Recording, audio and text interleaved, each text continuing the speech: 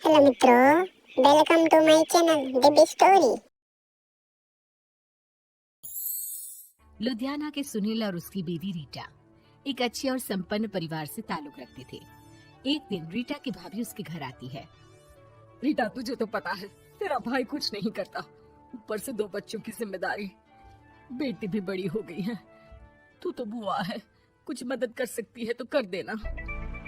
कहाँ पैसे हैं भाभी, बस समझ लो किसी तरह हम लोग भी दिन काट रहे हैं। 2 ही तो कार है और मेरी बेटी भी बड़ी हो रही है। अब उसके लिए कार लेनी है तो 10 लाख का खर्चा तो लग ही जाएगा। तभी वहाँ सुनील आ जाता है। अरे शशि, क्या है, तू हमेशा पैसों के लिए परेशान क्यों रहती है? वैसे क्या जरूरत थी बेटी की शादी इतने बड़े घर में तय करने की? अरे पैसे नहीं थे तो ऐसे ही कर देती कहीं शादी। इतने बड़े होटल में क्यों कर रही है शादी? लेकिन यहाँ तो मामला शादी का है, डेट तय है। दरअसल तेरे भतीजे के पीएफ के पैसे आने हैं, पर उसमें देर हो रही है। जैसे ही पैसे आ जाएंगे मैं तेरे अकाउंट में डलवा दूंगी। ठीक है, हम लोग सोचकर बताएंगे। तभी वहाँ भतीजा आ जाता है। फूफा जी, आप लोग ही मदद कर सकते हैं, वरना तो कैसे काम होगा समझ में ही नहीं आ रहा। मैं वादा करता हूँ जैसे ही पैसे आ जाएंगे मैं आप लोगों को वापस कर दूंगा। हाँ भाई, ठीक है। अब देख भाई, हमारे लड़के तो सारा दिन घर पर पड़े रहते हैं, ना कमाते हैं ना कुछ कमाने की इच्छा रखता है। लेकिन चल ये ले, कितने पैसे चाहिए? जी 4 लाख रुपए। ठीक है, लेकिन पैसे ध्यान से वक्त पर वापस लौटा देना।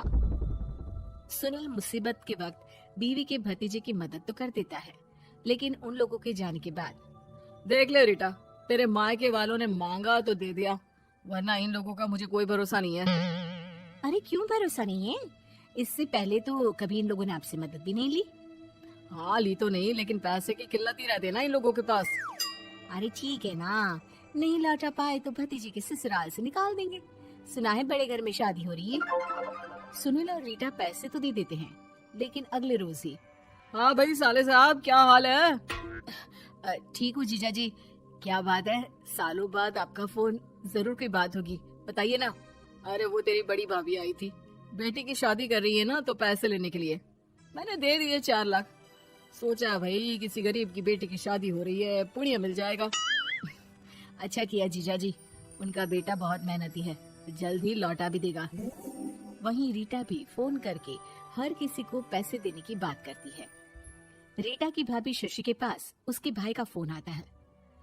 तूने सुनील से पैसा लिया है क्या? नहीं भाई, सिर्फ बात की है, बोल तो रहा है कि दे देगा।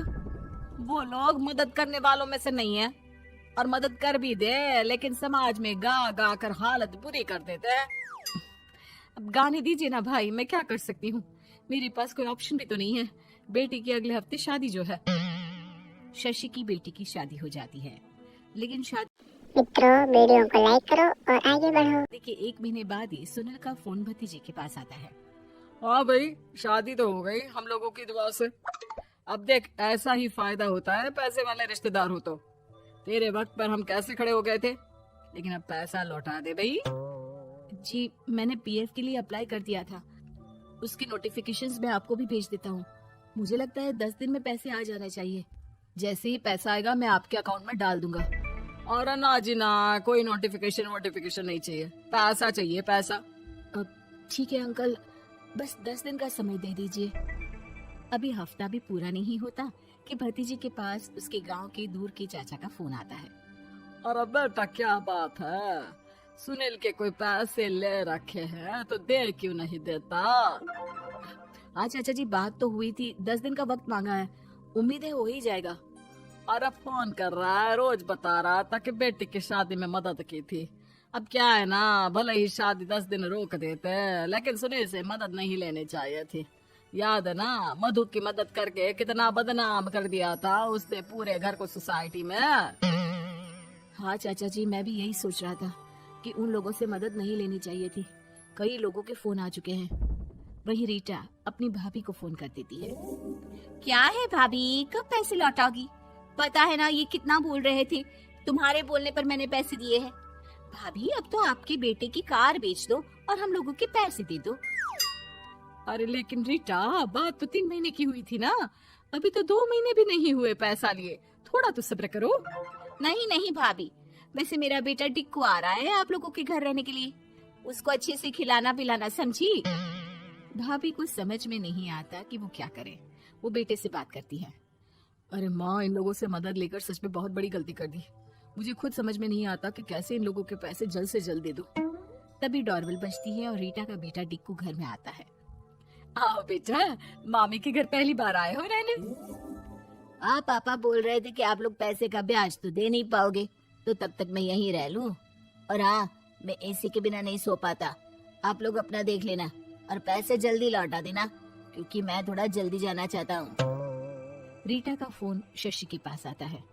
भाभी, पैसे कब तक दोगे? बेटे की विदाई के बाद शशि के घर का माहौल बिल्कुल बदल जाता है। वो हर वक्त बेटे से उसके पीएफ के पैसे पूछती, और पीएफ यानी कि सरकारी काम। आजकल में पूरा 1 महीना और बीत जाता है। भाभी, मैं और ये अमेरिका जा रहे हैं, घूमने के लिए पैसों की बहुत जरूरत है। रीटा, मैं पूरी कोशिश कर रही हूँ कि जल्द से जल्द पैसे का इंतजाम कर दूं, लेकिन पक्का नहीं बोल सकती। तभी सुनील का फोन भतीजे के पास आता है।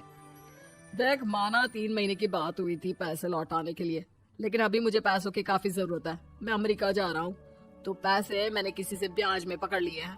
तू हर महीने 4 लाख का 20,000 ब्याज डाल देना मेरे अकाउंट में। सुनील फोन रख देता है, लेकिन भतीजा काफी परेशान हो जाता है। वो ऑफिस से शाम को घर आता है कि माँ पूछती है, क्या हुआ बेटा? बेटा माँ को सारी बात बता देता है। माँ भगवान के सामने हाथ जोड़कर खड़ी हो जाती है और रोने लगती है कि तभी बेटे का मोबाइल पर मैसेज बजता है।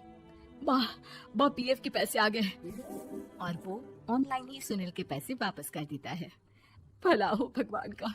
लेकिन आज एक बात तो समझ में आ गई, मदद हमेशा उन लोगों से लो जो मदद के बदले आपसे मदद में दी गई रकम ही वापस लें, ना कि समाज में आपकी इज्जत। इसी प्रकार की वीडियो देखने के लिए हमारे चैनल को लाइक करें, सब्सक्राइब करें एवं शेयर करें।